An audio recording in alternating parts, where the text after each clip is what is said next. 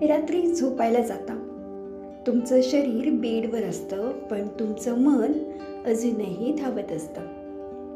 एकच गोष्ट पुन्हा पुन्हा, मी असं का बोललो, त्याने असं का केलं, उद्या काय होईल. जर तुमच्या डोक्यात पण सतत विचारांचं वादळ चालू असेल, तर हा व्हिडिओ तुमच्यासाठी आहे. नमस्कार, मी कविता आणि स्वागत आहे तुमचं आपल्या नव्या सिरीजमध्ये, ज्याचं नाव आहे काउन्सिलिंग कॉर्नर विथ कविता, जिथे आपण मन समजून घेणार आहोत, हील होणार आहोत आणि स्वतःशी पुन्हा कनेक्ट होणार आहोत. आजचा आपला विषय आहे ओव्हर थिंकिंग कसं थांबवायचं. आज मी तुम्हाला ओव्हर थिंकिंग थांबवण्यासाठी काही प्रॅक्टिकल टेक्निक सांगणार आहे, ज्या काउन्सिलिंगमध्ये वापरल्या जातात. सर्वात आधी एक गोष्ट समजून घ्या. ओव्हर थिंकिंग म्हणजे जास्त विचार करणे नाही, तर एकाच विचाराभोवती पुन्हा पुन्हा फिरत राहणे. जशी एखादी गाडी चिखलात अडकते आणि त्याचं फक्त टायर फिरत राहतं, पण ती गाडी काही पुढे जात नाही. अगदी तसंच ओव्हर थिंकिंगमध्ये सुद्धा होतं. मन खूप व्यस्त असतं विचारांमध्ये, पण समस्या सुटतच नाही. चला तर मग सुरुवात करूया आपल्या या सकारात्मक प्रवासाला. आता आपण जाणून घेऊया ओव्हर थिंकिंग का होतं.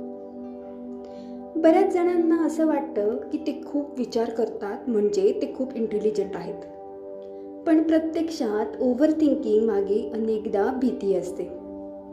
चुकीचा निर्णय घेण्याची भीती, लोक काय म्हणतील याची भीती, भविष्याची चिंता तर असतेच असते, स्वतःवर कमी विश्वास. मनाला काय वाटतं माहिती, मी अजून जास्त विचार केला म्हणजे मला परफेक्ट आन्सर मिळेल. पण वास्तवात जास्त विचार म्हणजे जास्त कन्फ्युजन. आता आपण जाणून घेऊया ओव्हर थिंकिंगची 5 लक्षणं. साईन नंबर 1, भूतकाळातील घटना वारंवार आठवणं. साईन नंबर 2, छोट्या छोट्या गोष्टींचा मोठा अर्थ काढणं. साईन नंबर 3, निर्णय घेताना खूप वेळ लावणं. साईन नंबर 4, सर्वात वाईट परिस्थितीची कल्पना करत राहणं. आणि साईन नंबर 5, शारीरिक आणि मानसिक थकवा जाणवणं. आता ना आपण ओव्हर थिंकिंग कमी करण्यासाठी काही प्रॅक्टिकल टेक्निक्स बघणार आहोत, ज्या आम्ही काउन्सिलिंगमध्ये वापरतो. Technique number 1, brain dump. यामध्ये ना तुमच्या डोक्यातले विचार कागदावर उतरवायचे. फक्त लिहा, योग्य की अयोग्य याचा विचार करू नका. जे काही मनात आहे ते बाहेर काढा. जेव्हा विचार कागदावर उतरतात तेव्हा मनावरचा भार हलका होतो. आहे ना सोपी टेक्निक. आता आपण बघूया टेक्निक नंबर 2. याला ना कंट्रोल सर्कल म्हणतात. म्हणजे एका कागदावर 2 सर्कल काढायचे. पहिल्या सर्कलमध्ये लिहायचं मी नियंत्रित करू शकतो, आणि दुसऱ्या सर्कलमध्ये लिहायचं मी नियंत्रित करू शकत नाही. आता तुमच्या विचारांची यादी तयार करा. तुम्हाला जाणवेल बराचसा ताण हा अशा गोष्टींचा आहे ज्या तुमच्या कंट्रोलमध्येच नाही आहेत. आता आपण टेक्निक नंबर 3 बघूया. 5, 4, 3, 2, 1 ग्राउंडिंग टेक्निक. जेव्हा खूप जास्त विचार येतात ना, तेव्हा मनाला वर्तमानात परत आणायचं. म्हणजे 5 गोष्टी पाहायच्या, 4 गोष्टींना स्पर्श करायचा, 3 गोष्टी ऐकायच्या, 2 गोष्टींचा सुगंध घ्यायचा आणि एका गोष्टीची चव चाखायची.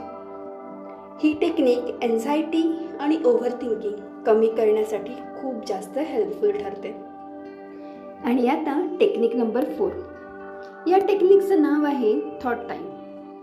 म्हणजे दिवसातील फक्त 15 मिनिटं वरी टाईम ठरवायचा.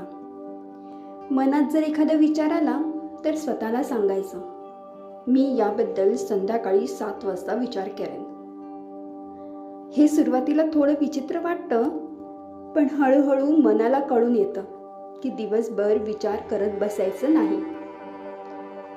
लक्षात ठेवा, ओव्हर थिंकिंग ही तुमची ओळख नाही.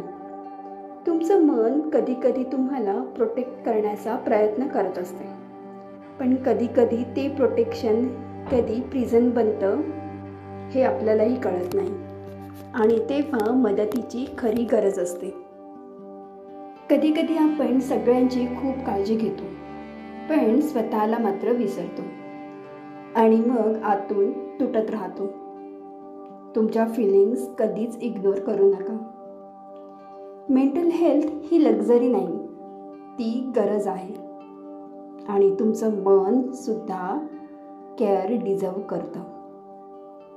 जर आजचा हा व्हिडिओ तुम्हाला रिलेट झाला असेल तर कमेंटमध्ये लिहा हीलिंग, कारण तुमची हीलिंग जर्नी आजपासून सुरू होत आहे. हा व्हिडिओ त्या व्यक्तीला नक्की शेअर करा जी बाहेरून खूप जास्त स्ट्रॉंग दिसते, पण आतून सायलेंटली ओव्हर थिंकिंग करत असते.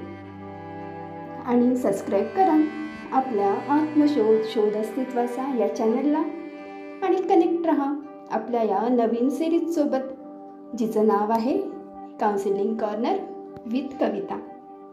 कारण इथे आपण फक्त मोटिवेशन नाही तर रिअल इमोशनल हिलिंगबद्दल बोलणार आहोत. श्री स्वामी समर्थ.